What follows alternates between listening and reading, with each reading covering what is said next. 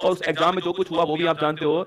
Uttar Pradesh police constable exam हुआ, आप सभी जानते हो, 2 पारी में एग्जाम हुआ, 17 दोस्तों, 2 दिन एग्जाम हुआ, 17 एग्जाम होता है, 4 पारी में आपका एग्जाम आयोजित किया गया। 50 लाख से अधिक बच्चे जो हैं सो उन्होंने फॉर्म भरा इस एग्जाम के लिए। आप सोचिए भाई साहब, इसको मल्टीप्लाई 5 से कर लीजिए, सो 2.5 करोड़ परिवार जो है, 2.5 करोड़ जो लोग हैं आपके, वो जो है वो उम्मीद थी उनकी ये एग्जाम, यूपी पुलिस एग्जाम, बदन पर वर्दी होगी, रख बापू भरोसा, तेरी सारी ख्वाहिश पूरी कर दूंगी, अब की बार वर्दी पहन के पहला सल्यूट तेरे नाम कर दूंगी। बहुत सारी बातें थी, बहुत सारा जुनून था, पागलपन था, खूब पढ़ाई की आपने, 10 घंटे 12 घंटे आपने खूब पढ़ाई की दोस्तों। और पढ़ाई करने के बाद अब एग्जाम देने गए, एग्जाम हॉल में बैठे, आपको पेपर देखकर अच्छा लगा, आपको महसूस हुआ कि इस बार जो है मैं एग्जाम निकाल लूंगा, इस बार जो है बदन पे वर्दी में लेकर आऊंगा, पिता की फिक्र को मैं फक्र में बदल दूंगा, ये आपने सोचा होगा। लेकिन जैसे दोस्तों आप एग्जाम देकर बाहर आए होंगे, बाहर आते ही आपके मोबाइल में जो फोटो दिखाई दिया होगा वो था आपका पेपर, और आपको देखकर दुख हुआ होगा, जितना दुख हमें हुआ है उससे अधिक दुख आपको भी हुआ होगा। सपने हमारे भी टूट गए, आपके भी टूट गए, सपने दोनों पे टूट गए ना। हमने खूब पसीना बहाया, बच्चा हमें मैसेज कर रहा है कि सर ये सवाल आपकी में से आ गया, ये आपकी में से आ गया, पर क्या करूं सवाल का, अगर आपका सिलेक्शन होगा ही नहीं तो मेरे पढ़ाने से क्या ही दोस्तों मतलब हो जाएगा,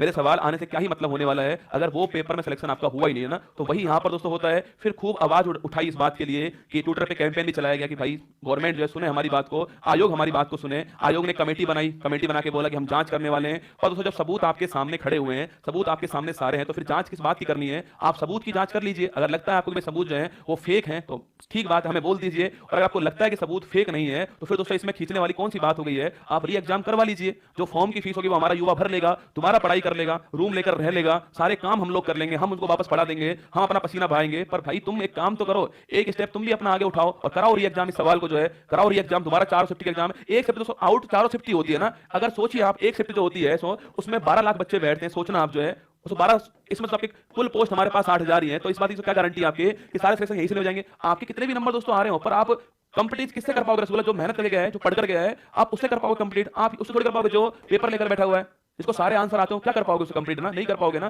तो संभव नहीं है कि जो एक मैंने कल लाइन डाली थी कि पहाड़ पर चढ़ने में हम असफल होते तो ठीक बात थी ना, पहाड़ पर चढ़ने में हम असफल होते तो हम मानते हमारी गलती है, पर तुम लोगों ने तो पहाड़ पर किसी और को हमसे पहले चढ़ा दिया सीढ़ियां लगा करके। तुम लोगों ने तो पहाड़ पर किसी और को चढ़ा दिया, सीढ़ी लगा दी, तुमने बोला चढ़ जाओ पहाड़ पर, और फिर तुम हमसे बोल रहे हो कि पहाड़ पर तुम भी चढ़ जाओ, हम असफल हो जाएंगे। तो पहाड़ पर चढ़ने में असफलता मिलती तो ठीक बात है, हमने प्रयास किया, हमारा सवाल ठीक नहीं हुआ, सिलेक्शन नहीं हुआ, वो अलग बात है, उसको साइड में करते हैं ना। पर तुम लोगों ने तो पहाड़ पर किसी को चढ़ा दिया, सीढ़ी लगा दी तुमने और बोला चढ़ जाओ तुम जो है, बाकी ये लोग यहाँ से चढ़ने वाले हैं, तो वो तो भेदभाव हो गया ना, वो तो भेदभाव है। और भेदभाव तो हमारे आर्टिकल नंबर जो हमारा 14 है, 15 है, 16 है, वहां भी इसका तो उल्लेख है कि भाई भेदभाव नहीं होना चाहिए, किसी भी आधार पर नहीं होना चाहिए, पर यहाँ पर तो भेदभाव हो गया ना।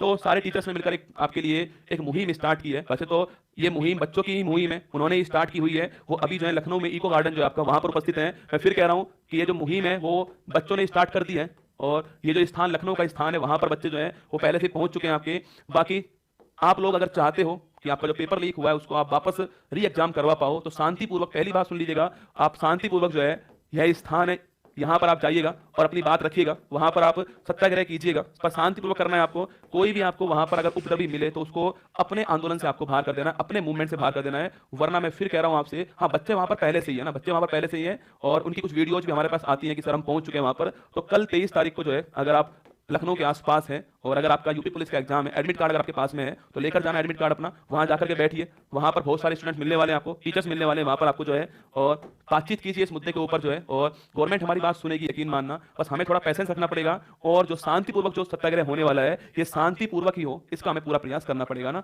बाकी गवर्नमेंट से निवेदन है, हमारा रिक्वेस्ट है कि वो हमारी बात को सुने, क्योंकि इससे केवल बच्चा ही परेशान नहीं हो रहा है, हम भी परेशान हो रहे हैं ना, हम भी उसी काम में लगे हुए हैं, हमारा दिमाग भी वही लगा हुआ है, हम आगे बढ़ ही नहीं पा रहे उस काम से जो है। तो रिक्वेस्ट है आपसे कि, और जितने भी मीडिया बंधु हैं उनसे भी रिक्वेस्ट है कि आप भी वहां पर पहुंचे, आप पर बहुत विश्वास है हमारा, आप चौथा स्तंभ हो हमारा, तो आइए स्तंभ की भूमिका निभाइए, हमारी बात को पहुंचाइए आगे। बाकी ऑल दी बेस्ट आप सभी को। रिवाइज और करना है बच्चों भी तो